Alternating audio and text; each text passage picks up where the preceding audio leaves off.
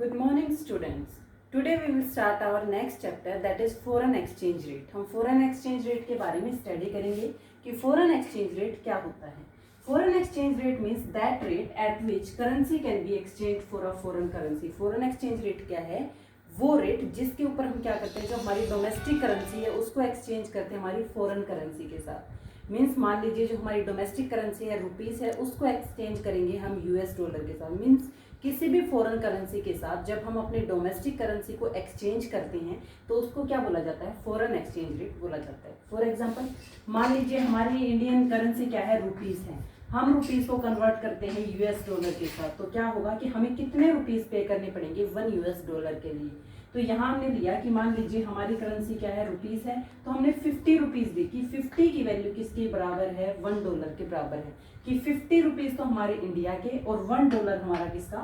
USA का. तो इस वजह से क्या हो गया कि 50 रुपीस हमें पे करने पड़ेंगे यूएस का 1 डॉलर लेने के लिए. तो ये क्या हो गया? Foreign exchange rate. कि वो रेट जिसपे हम डोमेस्टिक करेंसी को एक्सचेंज करते हैं फॉरेन करेंसी के साथ उसको फॉरेन एक्सचेंज रेट बोला जाता है. उसके बाद हम बात करते हैं कि फॉरेन एक्सचेंज रेट को 2 पार्ट्स में डिवाइड किया गया है. First one is flexible exchange rate and second one is fixed exchange rate. अगर हम बात करें फ्लेक्सिबल एक्सचेंज रेट क्या होता है?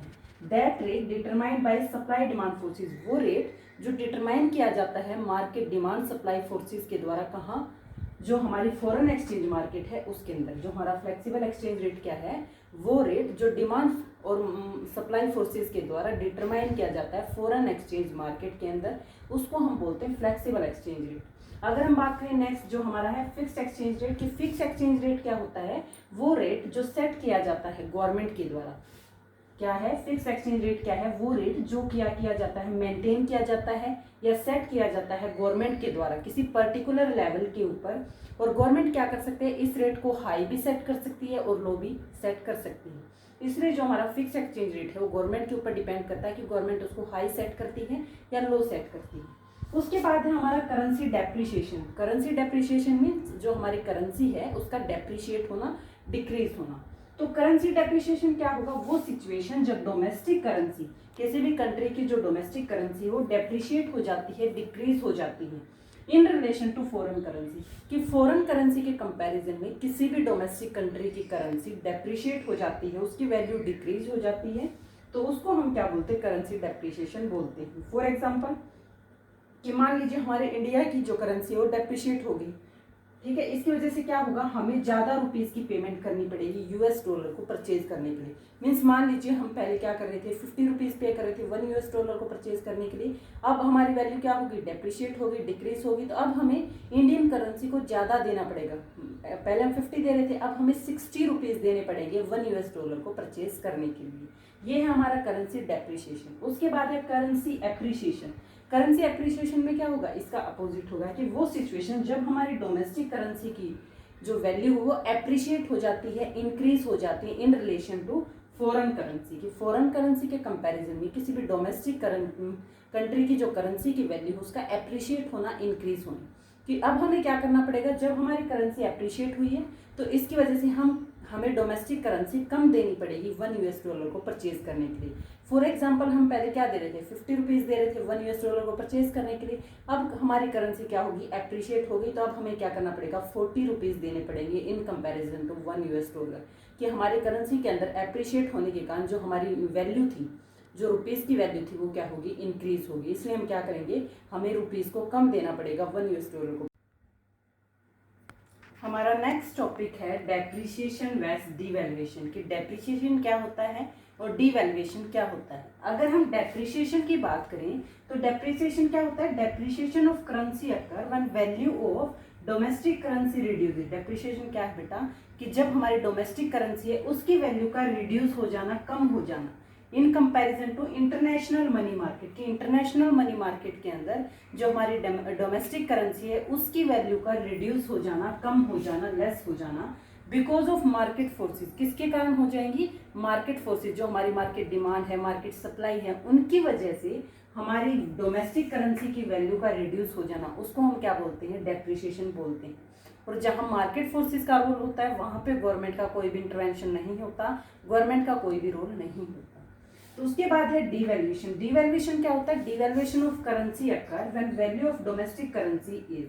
ये कहता है डिवैल्यूएशन क्या है कि जब हमारी जो डोमेस्टिक करेंसी है उसकी वैल्यू को डेलिबरेटली रिड्यूस कर दिया जाता है। मीन्स जो हमारी डोमेस्टिक करेंसी है उसकी वैल्यू को गवर्नमेंट के द्वारा रिड्यूस कर दिया जाता है।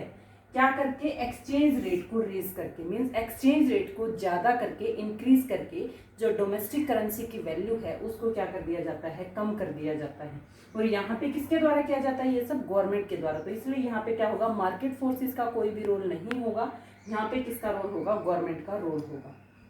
ये था हमारा डेप्रिसिएशन और डिवैल्यूएशन। डेप्रिसिएशन में क्या था कि डोमेस्टिक करेंसी को रिड्यूस कर देना इंटरनेशनल मनी मार्केट के अंदर। डिवैल्यूएशन में क्या था कि जो हमारी डोमेस्टिक करेंसी है उसकी वैल्यू को कम किया जाता है। किसके द्वारा? गवर्नमेंट के द्वारा कम किया जाता है, एक्सचेंज रेट को इंक्रीज करके, रेज करके। उसके बाद है हमारा एप्रिसिएशन। कि एप्रिसिएशन क्या होता है? Appreciation occur when the value of domestic currency, कि डोमेस्टिक करेंसी की जो वैल्यू है उस वैल्यू को राइज कर दिया जाता है, इंक्रीज कर दिया जाता है इंटरनेशनल मनी मार्केट के अंदर। मीन्स इंटरनेशनल मनी मार्केट के अंदर जो हमारी डोमेस्टिक करेंसी है उसकी वैल्यू को इंक्रीज कर दिया जाता है, राइज कर दिया जाता है बिकॉज ऑफ मार्केट फोर्सेज। यहाँ पे किसका रोल होगा? मार्केट फोर्सेज का होगा। जो हमारी मार्केट डिमांड है, मार्केट सप्लाई है, उनका रोल होगा। मीन्स यहाँ पे गवर्नमेंट कोई भी रोल प्ले नहीं करेगी, जो भी रोल होगा वो हमारी मार्केट फोर्सेज का होगा। ये हमारा क्या होगा? एप्रिसिएशन। एप्रिसिएशन के बाद हम बात करेंगे रिवैल्यूएशन की। कि रिवैल्यूएशन क्या होता है? रिवैल्यूएशन ऑफ करेंसी अकर। कि रिवैल्यूएशन कब होगा? जब वैल्यू डोमेस्टिक करेंसी की उसको डेलिबरेटली क्या किया जाएगा? रेज किया जाएगा। देखिए डेप्रिसिएशन में हमने क्या किया था? डोमेस्टिक करेंसी की वैल्यू को डिक्रीज किया था। लेकिन रिवैल्यूएशन में हम क्या करेंगे? डोमेस्टिक करेंसी की जो वैल्यू है उसको रेज करेंगे, इंक्रीज करेंगे। किसके द्वारा किया जाएगा? ये गवर्नमेंट के द्वारा किया जाएगा। एक्सचेंज रेट को कम करके, लोअर करके। मीन्स गवर्नमेंट एक्सचेंज रेट को कम करके क्या करेगी? डोमेस्टिक करेंसी की जो वैल्यू है उसको क्या कर देगी? रेज कर देगी। और यहाँ पे क्या होगा? जो गवर्नमेंट है उसका रोल होगा। तो इसका मतलब क्या है कि जो हमारे मार्केट फोर्सेज हैं उनका यहाँ पे क्या होगा? कोई भी रोल नहीं होगा। जो भी मार्केट फोर्सेज हैं वो अपना रोल प्ले करेंगे, मार्केट डिमांड अपना रोल प्ले करेगी और मार्केट सप्लाई अपना रोल प्ले करेगी। सो स्टूडेंट्स, आज हमने ये टॉपिक स्टडी किया कि डेप्रिसिएशन, डिवैल्यूएशन क्या होता है। Our topic completed. Thank you students.